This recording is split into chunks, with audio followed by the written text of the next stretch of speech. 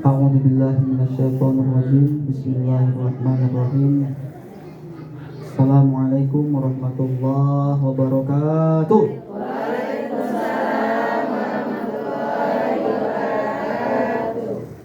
Alhamdulillah. Alhamdulillahilladzi hadana li hada wa ma kunna linahtadiya laula an hadanallah. Asyhadu an la ilaha illallah wahdahu la syarika lah wa asyhadu anna Muhammadan abduhu wa rasuluhu alladzi la nabiyya ba'dah. Allahumma shalli wa sallim ala sayyidina Muhammadin ibni Abdillah wa ala alihi wa ashabihi ajma'in wa mawalah. Amma ba'd. Faqala Allah ta'ala fi kitabihil Qur'anil Karim.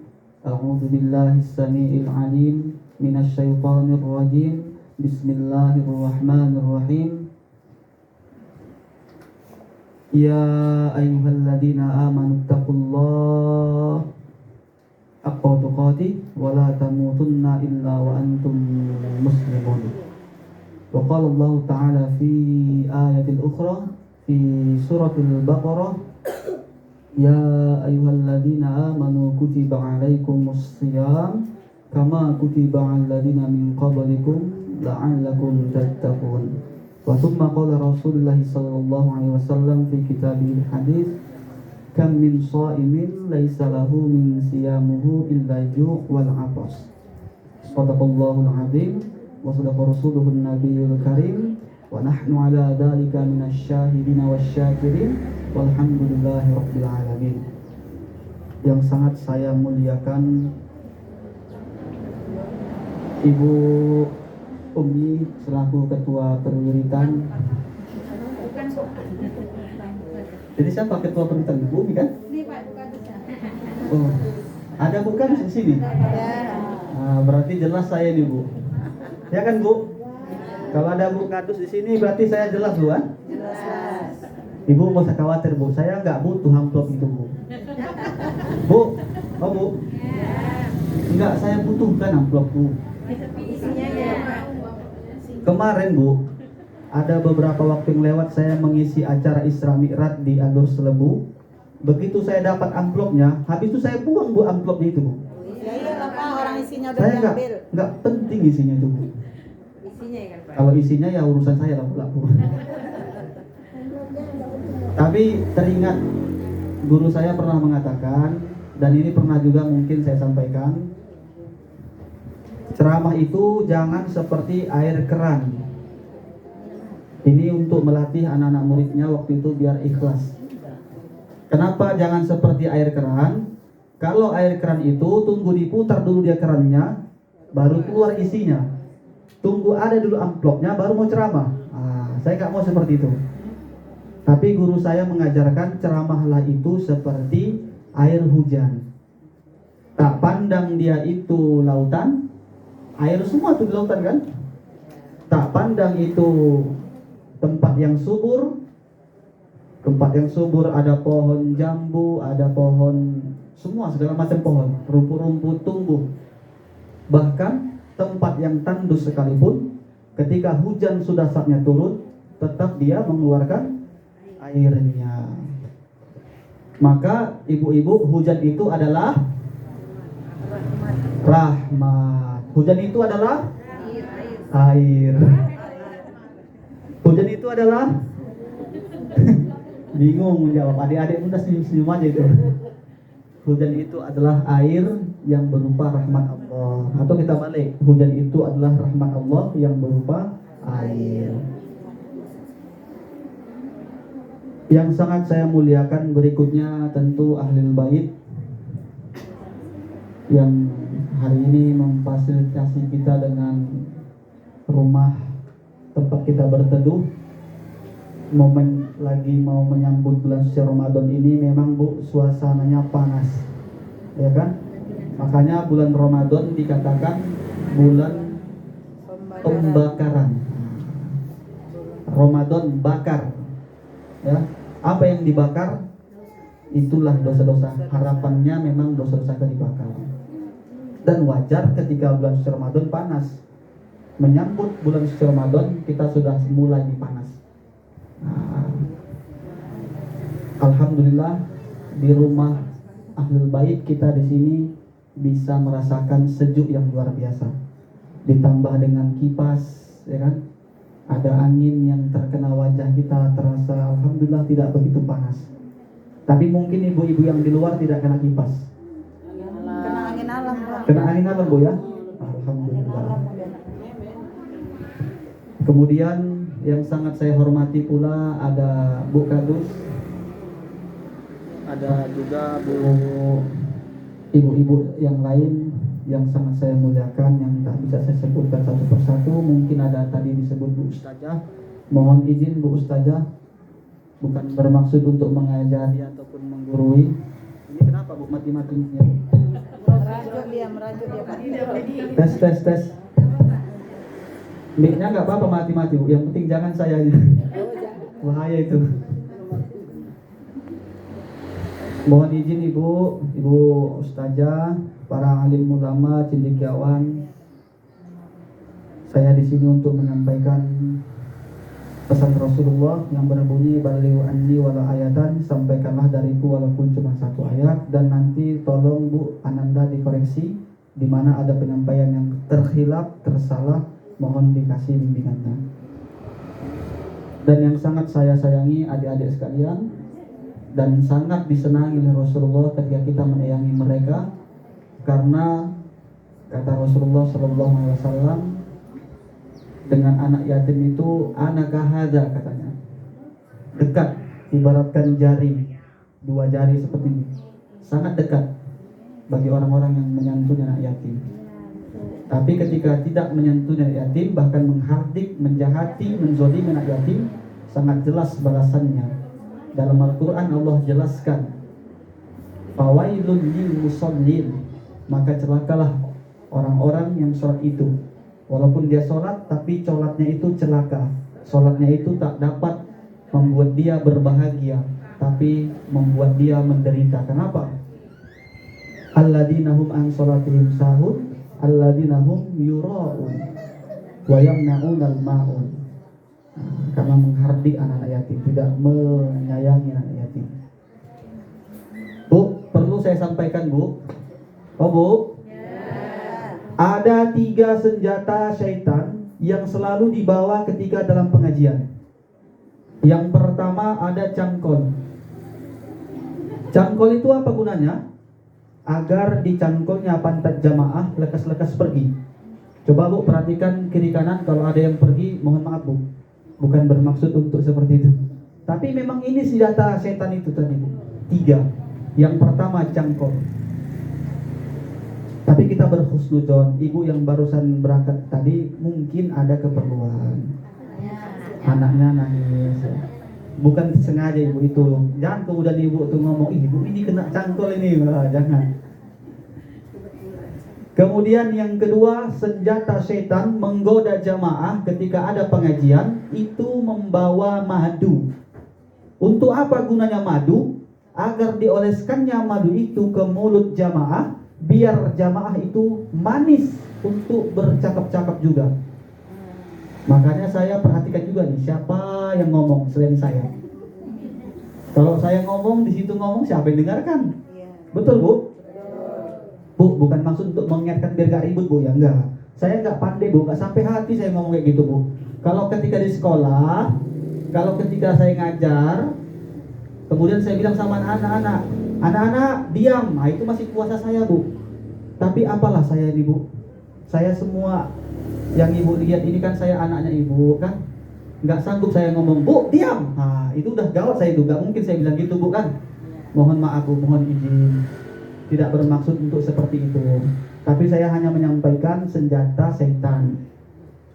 Cangkol yang pertama, yang kedua madu, yang ketiga, adik-adik ada yang tahu yang ketiga apa? Kalau yang ada yang tahu saya kasih hadiah nih. Hadiahnya banyak nih, 2.000. Tahu adik-adik enggak? Hadiahnya itu nanti disampaikan ya. Yang ketiga, senjata setan adalah jaring atau jala. Untuk apa? Agar dijalanya jamaah. Agar apa? Agar jamaah kemudian ngantuk. Nah, kalau ada yang kemudian kayak gini Bu, apalagi kena apa namanya tuh, suara knalpot Proliner, suara knalpot R9, kayak mana bunyinya? Nah itu udah kena jala setan itu. Tapi Bu, mana yang lebih besar pahalanya, orang yang tidur ketimbang orang yang nggak tidur? Orang yang tidur lah. Orang yang tidur Bu, kenapa? Karena yang tidur dia tetap dapat pahala, ya kan? Kita yang nggak tidur, kita udah ngomongin dia, Iya. kena dosa. Iya, betul. Tapi bukan berarti benar juga cara orang tidur, enggak. Mudah-mudahan kita terhindar dari senjata-senjata setan. Kenapa? Pertanyaannya, kenapa setan selalu membawa 3 alat itu, 3 senjata itu di setiap ada pengajian? Mari Bu, kita ngaji sebentar. Karena dalam kitab Ihya Ulumuddin dijelaskan, ada 3 kebaikan yang Allah berikan kepada orang-orang yang menghadiri majelis pengajian. Yang pertama, diampunkan seluruh dosanya. Turun malaikat Jibril, malaikat-malaikat yang ada di langit turun ke muka bumi ini. Mereka bersujud berdoa kepada Allah, ya Allah ampunkan dosa jamaah, dosa yang jamaah diampunkan. Mudah-mudahan yang ceramah juga diampunkan. Ya kan? Kalau udah kita ada dosa Bu, apa alasan Allah tak masukkan kita dalam surga? Ya kan Bu? Kalau kita sudah tidak ada dosa, inilah cikal bakal jaminan sehingga kemudian bisa dimasukkan Allah ke dalam surga. Insya Allah ibu-ibu semua masuk surga, amin. Amin. Allahumma amin. Saya juga doakan Bu masuk surga, amin. Amin. Itu dia, diampunkan dosa oleh Allah karena permintaan malaikat dalam doa sujudnya. Malaikat senang Bu dengan ibu-ibu semua yang suka pengajian. Ya kan Bu? Ibu-ibu ini luar biasa memang. Yang kedua yang Allah berikan yang menghadiri pengajian, yang menghadiri pengajian majelis ilmu, pahala yang sangat luar biasa. Saking luar biasanya pahala itu, malaikat Jibril saja sanggup menghitung seberapa banyak daun-daun yang ada di pepohonan, seluruh pohon. Malaikat Jibril sanggup menghitung seberapa banyak pasir yang ada di seluruh pantai-pantai. Malaikat Jibril sanggup menghitung seberapa banyak buih yang ada di lautan. Tapi sayang beribu-ribu sayang, malaikat Jibril tak sanggup menghitung seberapa banyak pahala untuk orang yang menghadiri pengajian. Itu keutamaan yang kedua. Keutamaan yang ketiga, mau saya kasih tahu sekarang apa habis lebaran Bu? Sekarang aja ya. Benar Bu.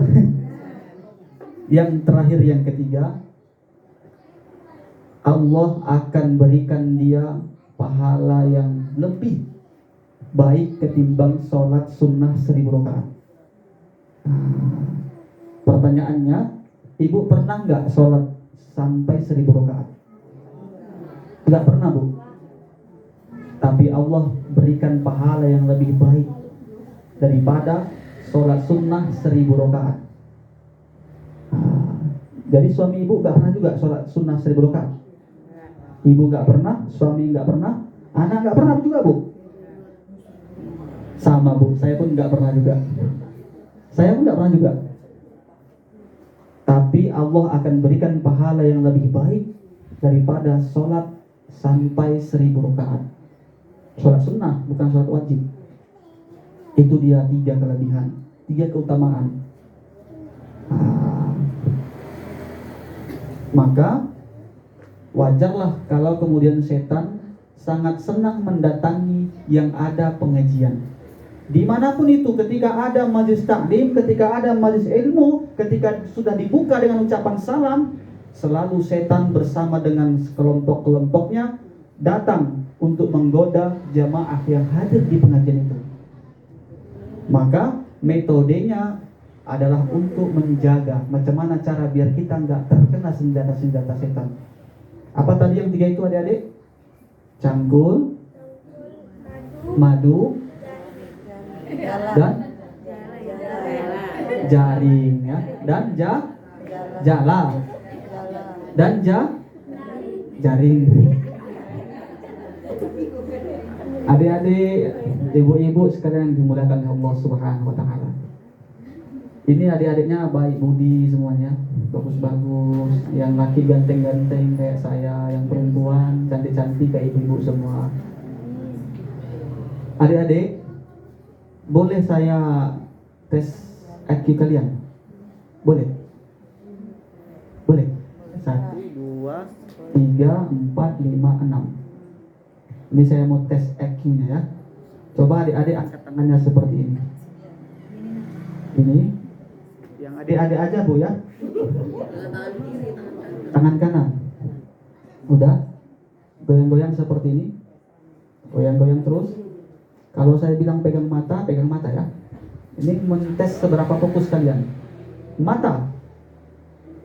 Pinter. Sekali lagi. Tengok balik, jangan tengok yang lain. Saya cemburu kalau tengok yang lain kan. Lagi goyang-goyang. Telinga. Pinter. Sekali lagi. Hidung.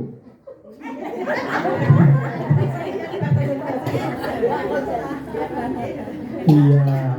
Nampak ada yang fokus, ada yang nggak fokus. Jadi gitu cara untuk ngetes anak-anak ini fokus nggak Bu ya. Ibu-ibu yang dimuliakan oleh Allah Subhanahu wa taala.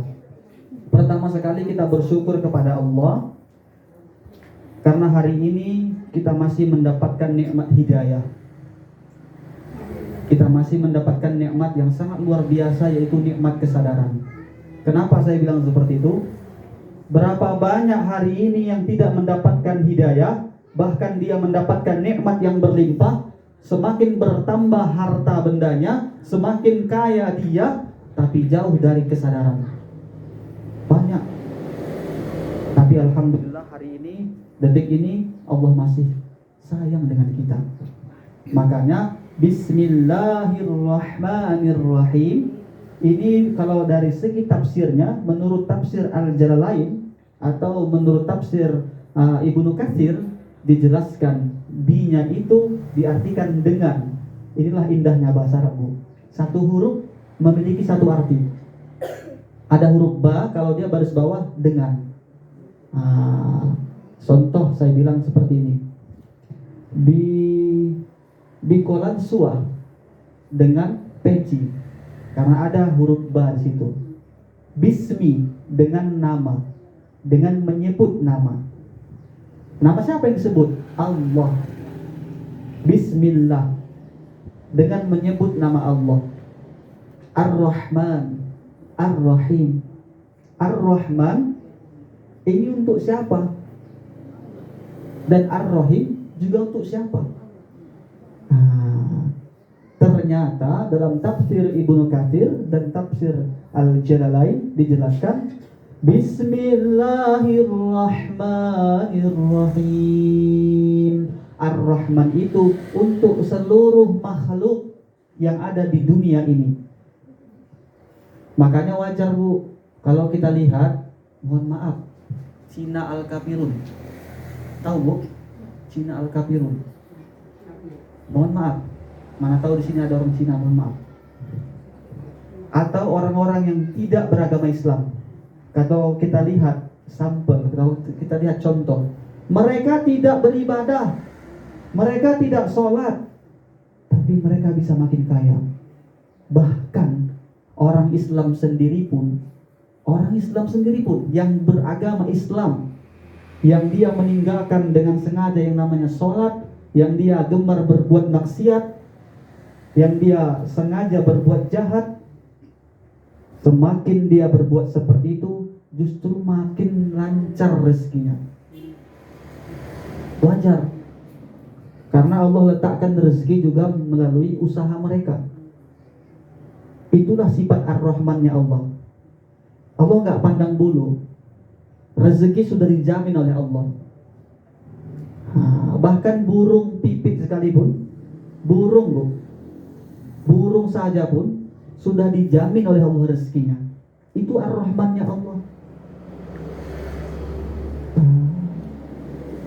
Ya. Cicak pun, kalau kita pikir secara logika, lihat lagi nyanyinya. Cicak di dinding, diam-diam merayap. datang. Ya kan? Bukan cicak yang lompat. Kalau bayangkan ini nyamuk ini lompat, cicak tuh jatuh mati cicak. Ya kan Bu? Tapi cicak di dinding, merayap dia di dinding. Nyamuk yang datang sendiri kepada cicak.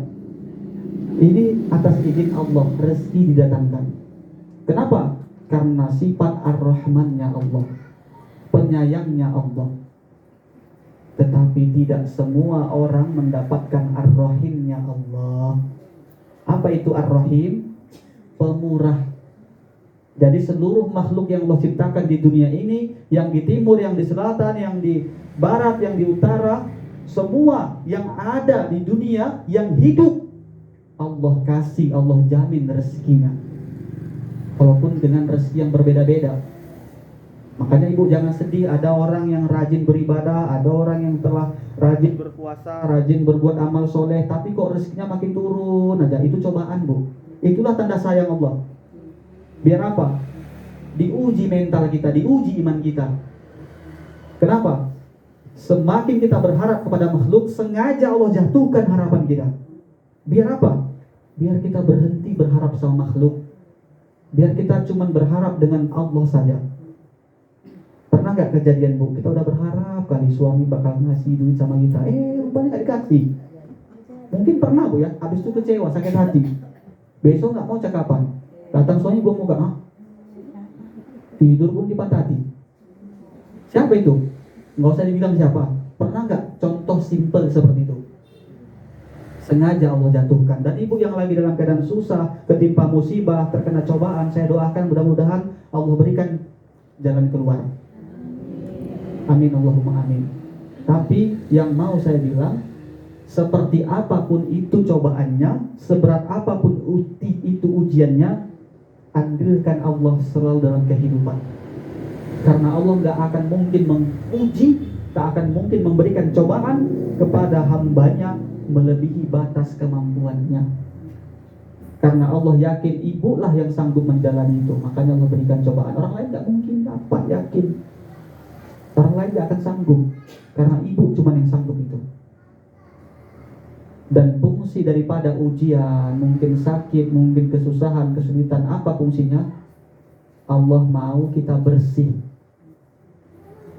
Allah mau kita suci, diberikan segala macam contoh penyakit agar dibersihkan noda-noda dosa kita. Kalau kita sudah bersih dari noda-noda dosa, insya Allah kita akan dekat dengan Allah. Hati kita lebih tabah menerimanya, hati kita lebih segar, lebih lapang menghadapi semuanya. Itulah dia Ar-Rahim. Hanya segelintir orang, hanya orang-orang pilihan yang mendapatkan Ar-Rahim. Ar-Rahman seluruh makhluk Allah beri, tapi Ar-Rahim hanya orang-orang tertentu saja. Orang-orang tertentu ini insya Allah, tabarakallah, mudah-mudahan mendapatkan surganya Allah subhanahu wa ta'ala nanti. Amin ya rabbal alamin.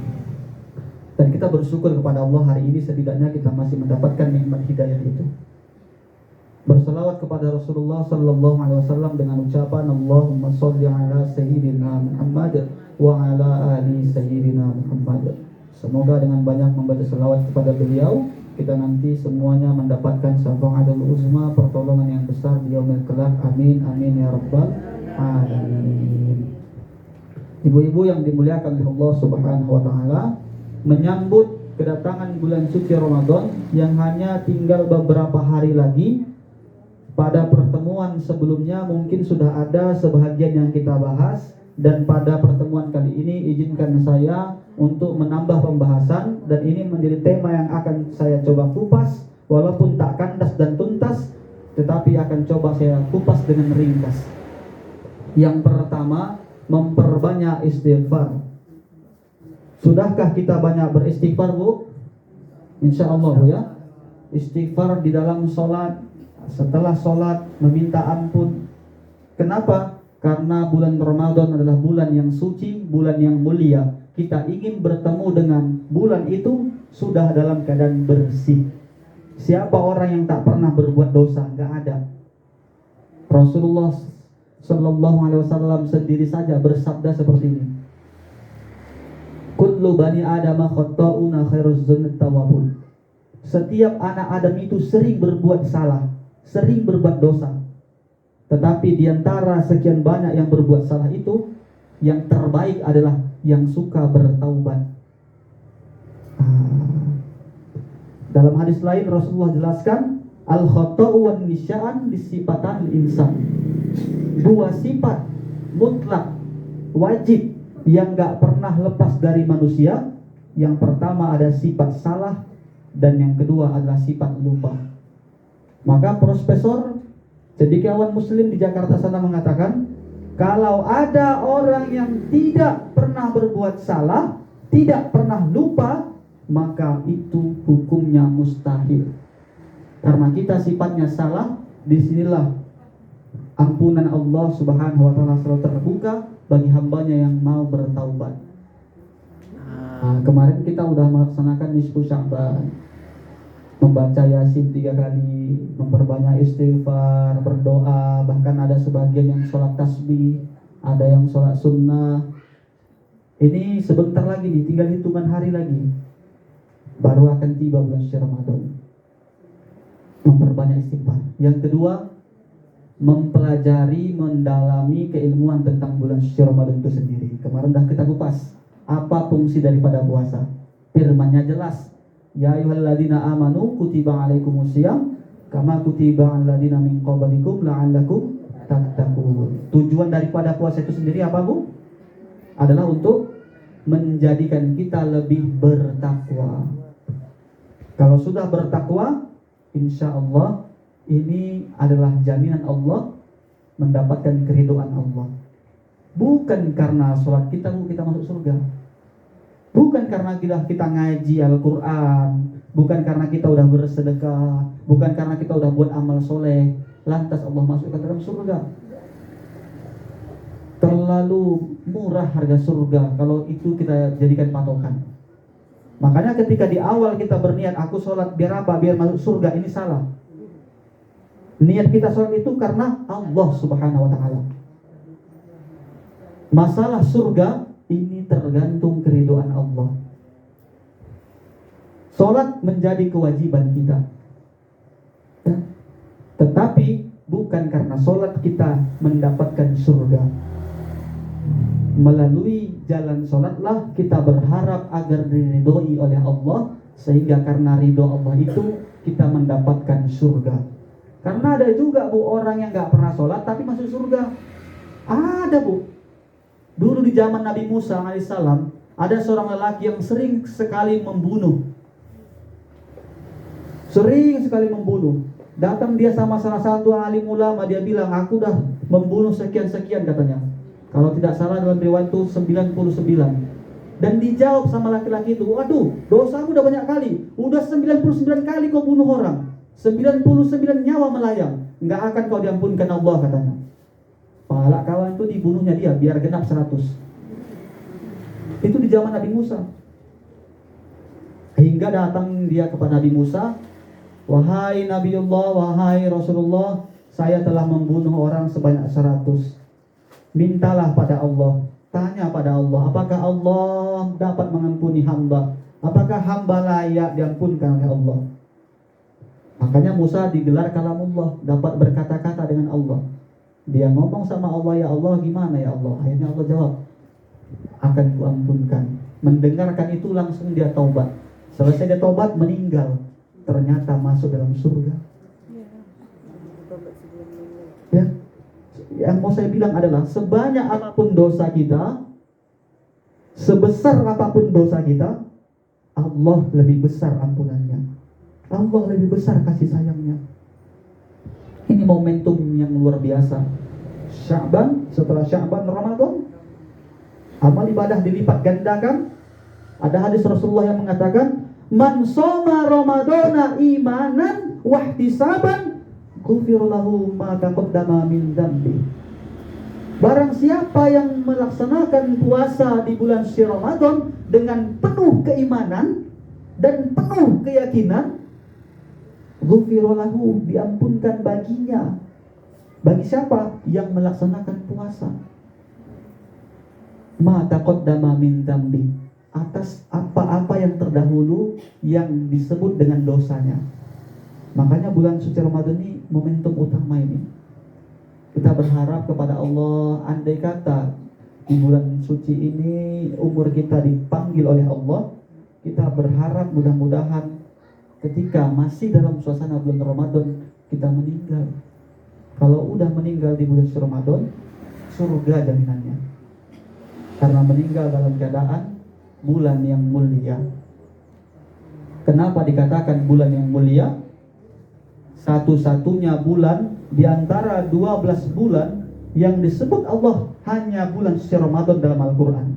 Ada bulan Sya'ban, ada bulan Rajab, ada bulan Syawal, ada bulan, bahkan kalau kita lihat kalender Indonesia, Januari, Februari, Maret, April sampai Desember, nggak ada dalam Al-Quran. Satu-satunya nama bulan yang disebut Allah dalam Al-Quran hanya bulan suci Ramadan, dengan firman-Nya, Syahrul Ramadan alladzi unzila fihil Qur'an. Bulan suci Ramadan lah yang padanya diturunkan ayat Al-Qur'an. Untuk apa ayat Al-Qur'an diturunkan? Dijawab langsung oleh Allah. Hudan linnas, sebagai petunjuk, sebagai pedoman, sebagai bekal linnas, untuk seluruh manusia. Nah, makanya di bulan Ramadan nanti kita sudah paham tujuan daripada puasa, dan kita juga tak ada salahnya memahami apa yang kita dapatkan ketika kita membaca Al-Quran. Ternyata Allah lipat gandakan pahalanya di bulan Ramadan. Amalan apa saja yang bisa kita buat nanti ketika sudah di bulan Ramadan? Pertama, Bu, dalam puasa itu silahkan yang mau sholat sunnah. Yang mau itikaf silahkan. Tapi yang jangan dilupakan, meskipun tak di masjid, di rumah silahkan baca Al-Quran. Perbanyak baca Al-Quran. Ada hadis Rasulullah yang mengatakan seperti ini. Di akhir zaman nanti kamu akan menemui satu zaman di mana pada zaman itu Islam tinggal namanya, Al-Quran tinggal tulisannya, dan masjid-masjid tinggal bangunannya. Itu cerita akhir zaman. Tapi mudah-mudahan di Polo 3 ini kita belum terkena dengan akhir zaman. Di tempat lain, Bu, di tempat lain ada yang seperti itu. Di dalam rumahnya ada 5 orang, satu kakak. Tapi Al-Qurannya cuma 1. Itu pun alif lam mimnya entah kemana. Kan laut ini. Alif lam mimnya udah hilang. Tapi saya yakin di rumah ibu-ibu semua ada banyak Al-Quranan, Bu. Alhamdulillah. Yang nggak ada Al-Quran pun dibilangnya banyak. Alhamdulillah, mudah-mudahan jadi doa banyak, gitu kan?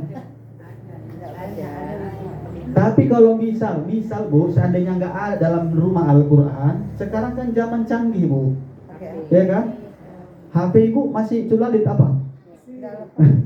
Alhamdulillah. Ya, yang masih tulalit alhamdulillah. Saya pun ada juga HP di rumah yang tulalit, memang khusus untuk nelpon. Tapi kalau misalnya sudah ada yang pakai Android, baik yang 4G ataupun yang sudah 5G, ataupun di rumah HP iPhone misalnya, kan luar biasa, iPhone 15, download aplikasi Al-Quran. Boleh baca Al-Quran dari telepon, boleh. Nah, silakan baca. Tapi ingat Bu, membaca Al-Quran ada ketentuan. Ya, waratil Qur'ana tartila, kata Allah.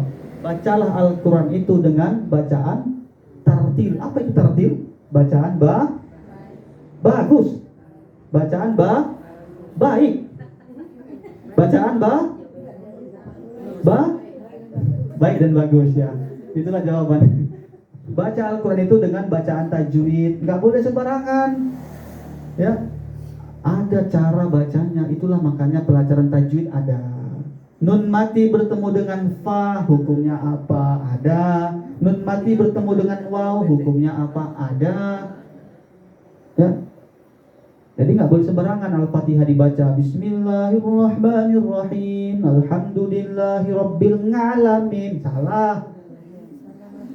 Ya kan, Bu?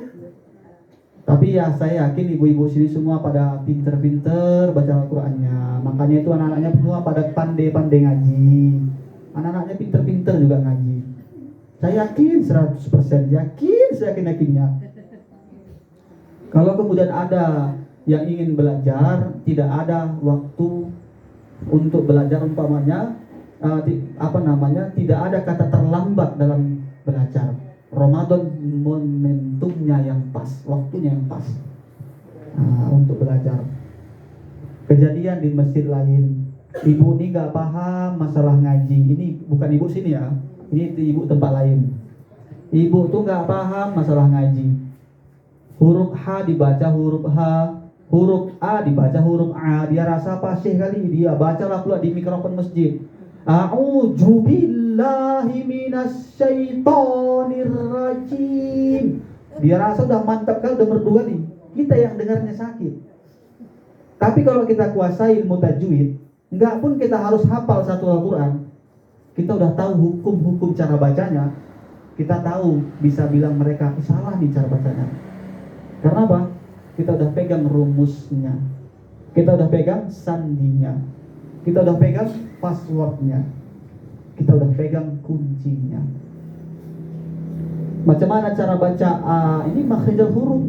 Ini harus kita kaji, kita gali lagi sama-sama, Bu. Mungkin ada yang sudah paham, alhamdulillah. Yang sudah tahu biar lebih tahu, yang belum tahu biar tahu. Cara ngomong huruf A kayak mana? Alif, nggak bisa kita baca A. Huruf Ain macam mana? H itu ada dua, ada H kecil, ada H besar. Ya. Alhamdulillahirabbil alamin. Al-H, hanya H kecil. Kalau kita baca H besar, alhamdulillah, artinya sudah beda. Alhamdulillah, segala puji bagi Allah. Tapi kalau alhamdulillah, segala celaka bagi Allah. Ihdinas siratal mustaqim.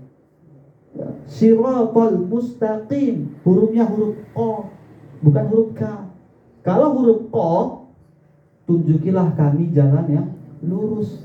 Tapi kalau huruf K, ihdinas siratal mustaqim, apa artinya? Tunjukilah kami jalan kepiting. Makanya kepiting itu dikandungkan Allah, bengkok terus jalannya.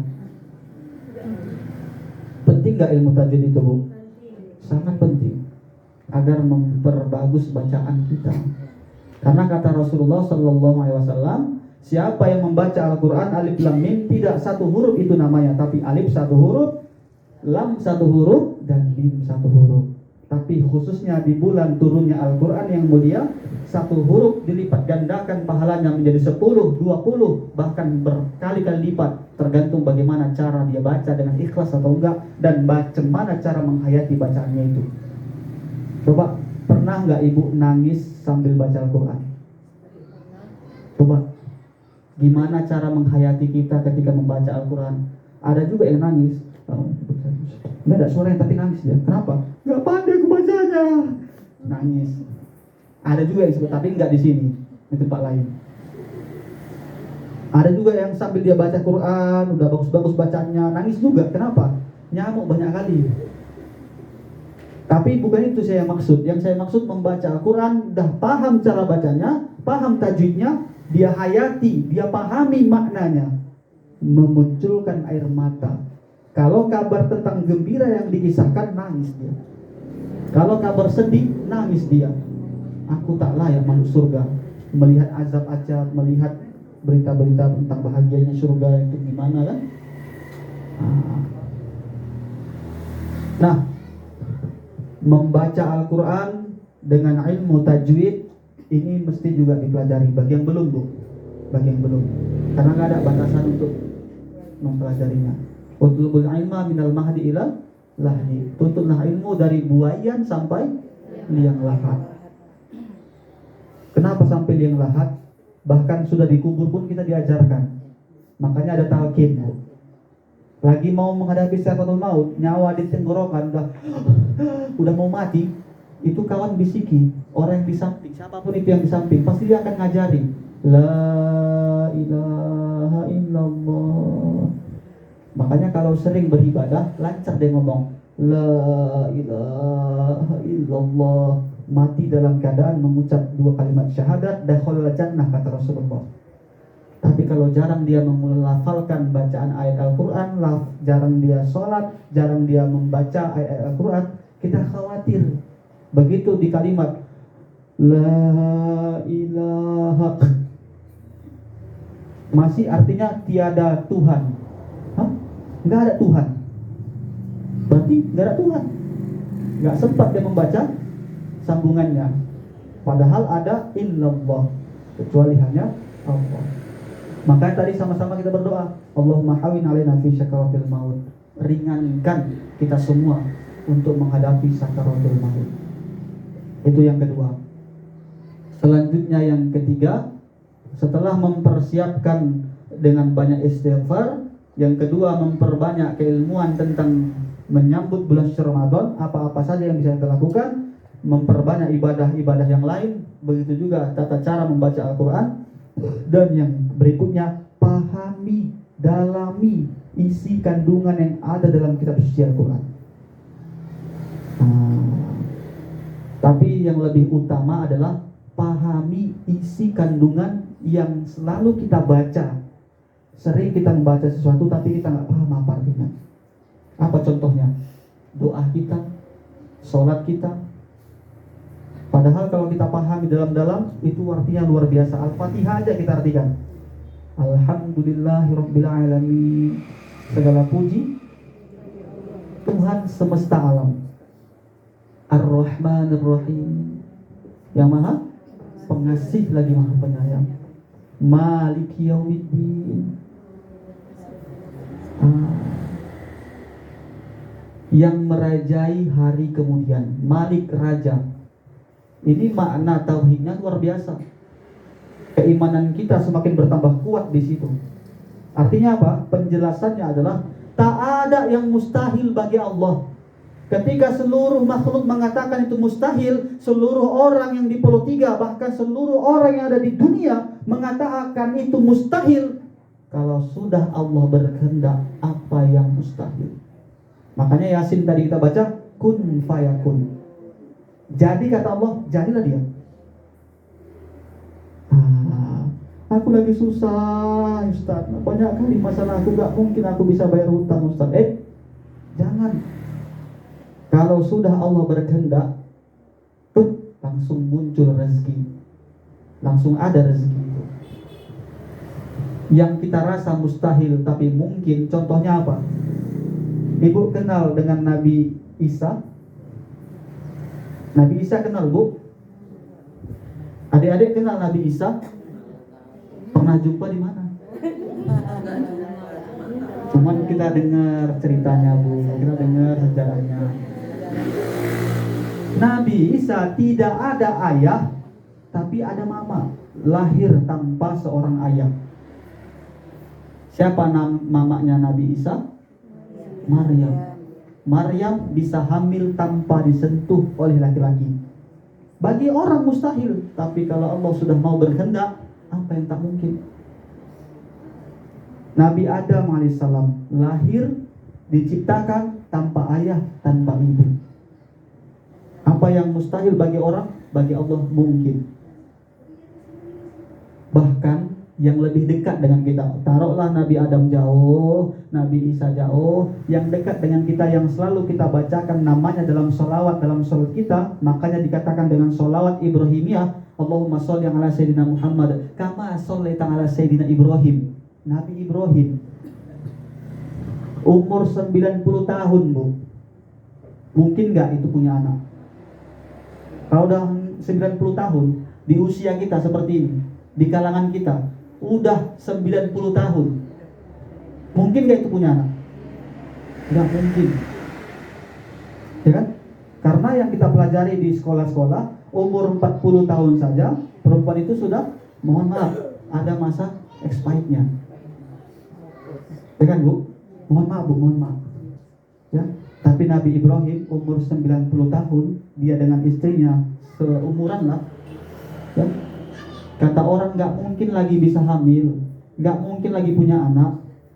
Tapi Nabi Ibrahim berdoa pada Allah. Ini dia doanya, Bu. Saya bagi tahu rahasianya.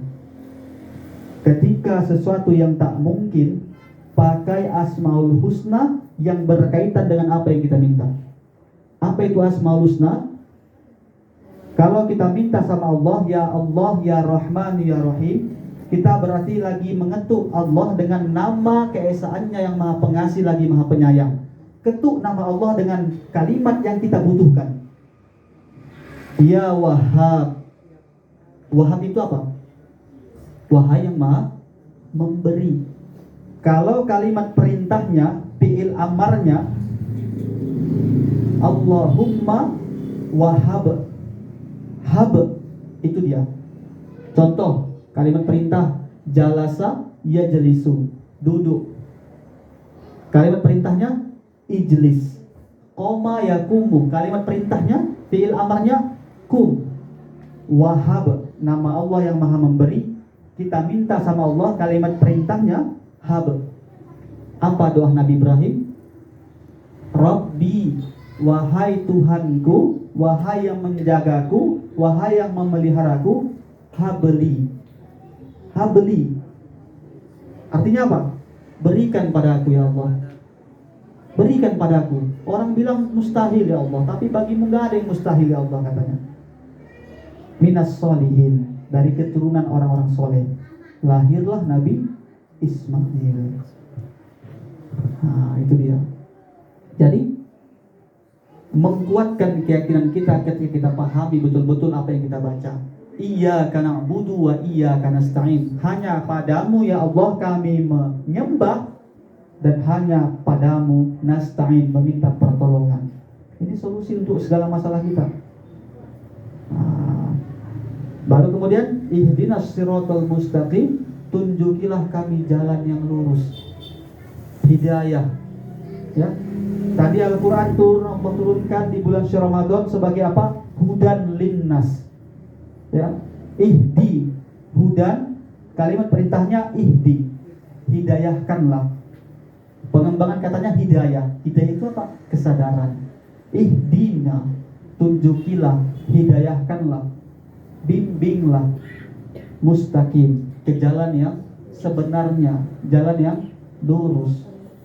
Siratal ladzina an'amta 'alaihim, jalan yang diberi nikmat. Ghairil maghdubi 'alaihim, selain jalan yang engkau murkai, engkau marah karena jalan itu. Waladhdallin, dan jalan yang sesat. Ibu-ibu sekalian yang dimuliakan oleh Allah Subhanahu wa taala, itu dia yang pertama, memperbanyak istighfar biar hati kita suci, biar hati kita bersih. Bertemu dengan bulan yang suci, bertemu dengan bulan yang bersih, kita pun sudah dalam keadaan bersih. Yang kedua, memperbanyak yang namanya amal ibadah nanti ketika sudah datang bulan suci Ramadan, sehingga kita mendapatkan pahala, limpahan nikmat dan karunia. Dan kemudian malamnya mendirikan sholat tarawih. Setelah itu memperbanyak juga membaca kitab suci Al-Quran. Kalau selama ini nggak tahu, Allah nggak hukum itu, Bu. Saya selama ini sering baca Al-Quran, tapi saya baca asal-asalan. Gimana ini ya?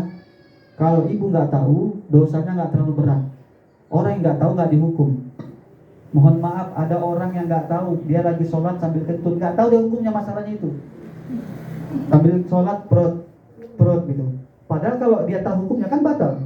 Tapi karena dia nggak tahu, itu dimaafkan. Itulah untungnya kalau orang nggak tahu. Karena sudah tahu, makanya saya kasih tahu biar ibu tahu. Kalau sudah tahu, nggak ada salahnya untuk belajar. Tapi belajar pun nggak harus dipaksakan secara paksa, semana sanggupnya. Minimal bacaan kita sudah bacaan yang baik dan benar. Ya Bu, kalau belum terlalu benar bacaannya, saya mohon izin jangan membacanya itu di mikrofon. Bagi yang paham nanti dia ilmunya itu, dia sakit telinganya. Kalau dia nggak ingatkan, dia serba salah.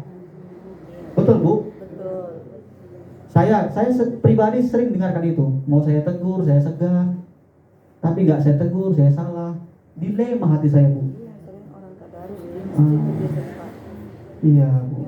tadarus di masjid. Jadi kalau belum terlalu paham bacaannya, udah ngaji di rumah aja. Belum fasih. Ngaji di rumah, silahkan baca sampai 50 juz pun nggak masalah. Menjaga agar lebih baik. Itu dia. Dan yang terakhir, ya, pesan saya, ini bukan saya yang berpesan, nggak berani saya ngomong asal pesan, asal ngomong dari saya, nggak. Semua yang saya bicarakan ini, semua saya kutip dari kitab suci Al-Quran, dari hadis Nabi, dari pendapat para alim ulama. Karena kita ahli sunnah wal jamaah itu dilihat dari 4 sisi. Yang pertama mengikut kepada Al-Quran, yang kedua mengikut kepada hadis, yang ketiga mengikut ijma, pendapat para ulama, dan yang terakhir yang keempat ada qiyas. Yang saya kutip dari situ, bukan hasil yang saya katakan sendiri. Dan yang terakhir yang saya bilang perkataan Rasulullah, sabda Rasulullah yang mulia, kam min shaimin laisa lahu min siyamuhu illa ju'wan atas. Berapa banyak yang berpuasa tetapi tidak mendapatkan apa-apa kecuali hanya rasa haus dan lapar saja. Udah 30 hari kurang 7 hari karena haid, karena halangan. Berarti berapa itu? 33 hari kita puasa, nahan lapar, nahan haus, tapi nggak dapat apa-apa. Karena apa? Yang ditahan lapar, yang ditahan haus. Nggak dimasukkan memang makanan ke mulut, nggak dimasukkan air minum ke mulut, tetapi kata-kata nggak ditahan. Ya, ini mesti dijaga, semua ditahan. Karena apa? Dosa ketika kita membicarakan orang lain. Bu, mohon maaf Bu, mohon maaf. Dosa ketika kita membicarakan kejelekan orang lain. Kalau kita membicarakan kebaikannya berpahala, tapi kalau kita membicarakan kejelekannya berdosa. Tapi betulnya yang kami bilang Ustaz, kalau betul itulah namanya dosa. Wala yaghtab ba'dukum ba'da, jangan bergibah kata Allah. Langsung Allah. Kalau sudah dalam Al-Quran ada sifat perintah ataupun larangan dalam hukum usul fikihnya, itu menjadi wajib untuk dilakukan dan wajib untuk ditinggalkan. Tapi kalau dalam hadis, selagi tidak ada yang menukilkan bahwa itu wajib, setiap perintah yang dalam hadis itu menjadi sunnah, dan kalau ditinggalkan menjadi makruh. Ini langsung dalam Al-Quran. Wala yaghtab ba'dukum ba'da, jangan menggunjing sebahagian kamu daripada sebagian yang lain.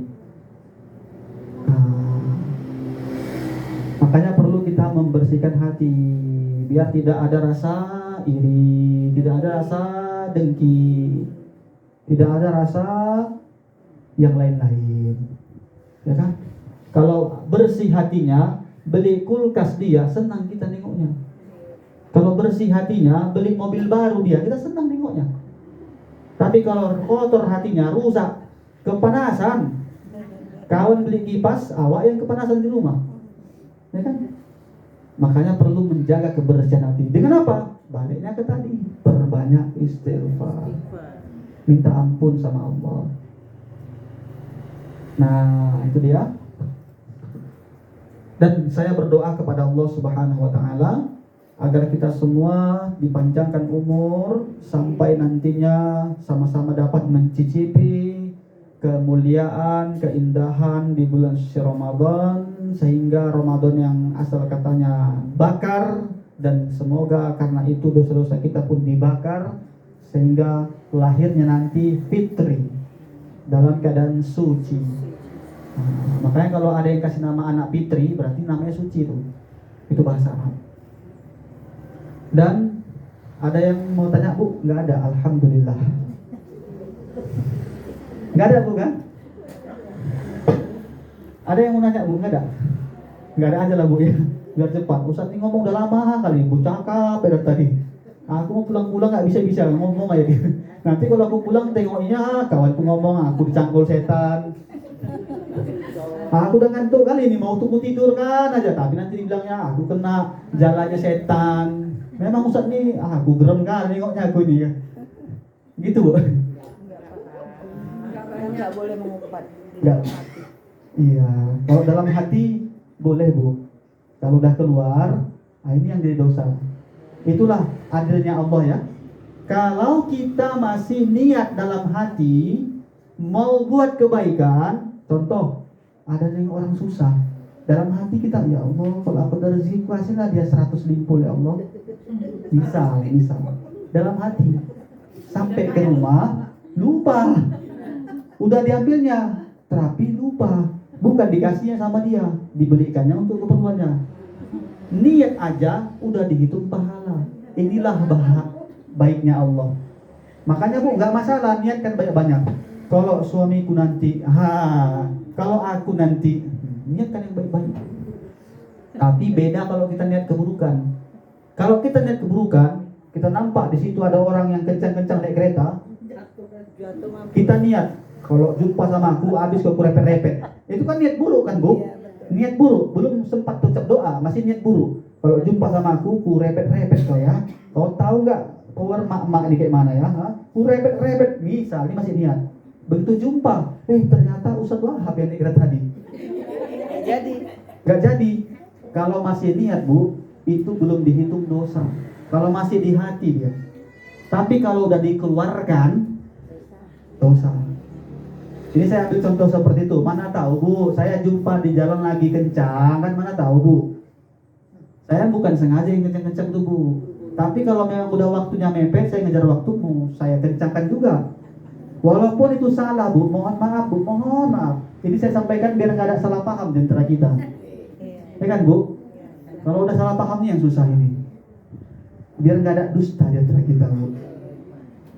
Bu, kenapa saya pilih knalpot racing saya pakai? Walaupun dalam kepolisian ini salah, tapi di satu sisi itu menyelamatkan nyawa saya Bu. Kenapa? Karena kalau saya lagi jalan itu Bu, saya lihat ke depan ada ibu-ibu di tempat lain, lampu sen kanan belok kiri. Kalau saya tabrak, saya dimarah sama ibu tuh. Serba salah saya. Tapi kalau saya dari belakang udah, ibu tuh pun dengar, ada orang, minggir sendiri dia. Ya kan Bu, kecuali mungkin ibu tuh lagi pakai handset. Atau kemungkinan yang kedua, ibu tuh budek. Nah itu memang nggak bisa diapain lagi tuh. Walaupun secara kepolisian itu salah, saya akui itu salah. Tapi pernah waktu lagi ngopi dengan Kapolres waktu itu di tahun 2017, saya tanyakan, Pak, gimana Pak knalpot racing dari tanding ini? Satlantas waktu itu langsung menjawab, kasat lantasnya, nggak boleh karena itu nggak sesuai dengan standar. Tapi kemudian dibantah oleh Kapolres yang sudah memberlakukan razia knalpot racing seperti narkoba itu sudah terjadi di Pekanbaru, di Jakarta. Kalau perda peraturan daerah-daerah Citamin kita ini dari Aceh sampai Medan itu belum sampai ke ranah situ. Paling kita sesama komunitas motor saling menjaga aja. Artinya apa? Kalau pas lagi rame orang pelan, jangan gas-gas. Jaga kesopanan. Karena kalau knalpot racing itu digas besar ya suaranya pun bising. Tapi kalau digas pelan kan nggak terlalu bising. Bukan saya maksud membela diri saya Bu. Kalau ibu mau marah sama saya karena knalpot saya ribut ya saya mohon maaf. Kadang-kadang saya ganti juga itu Bu. Nah itu dia. Udah mau ajan ya Bu ya. Nanti Bu kalau memang ada yang mau ditanyakan boleh saya buka pintu jawaban sebanyak-banyaknya dengan cara nanti Ibu tanyakan dengan Bu Umi. Nanti Bu Umi ada WA saya. Insya saya jawab. Kalau saya nggak tahu, saya mohon izin, bukan nggak mau saya jawab. Saya minta tempo waktu, saya akan konsultasikan dulu dengan guru-guru saya, dengan lebih senior dengan saya, biar saya nggak salah jawab. Saya nggak malu tuh bilang nggak tahu. Daripada saya jawabnya saya salah, bukan? Jadi dolun mudirlun, sesat menyesatkan. Mendingan saya jawab Bu, saya pending, saya cari jawabannya. Gitu saya modelnya Bu. Jangan nggak tahu sok-sok tahu. Betul. Baik, ini saya dapat saya sampaikan. Mudah-mudahan dapat bermanfaat buat kita semua.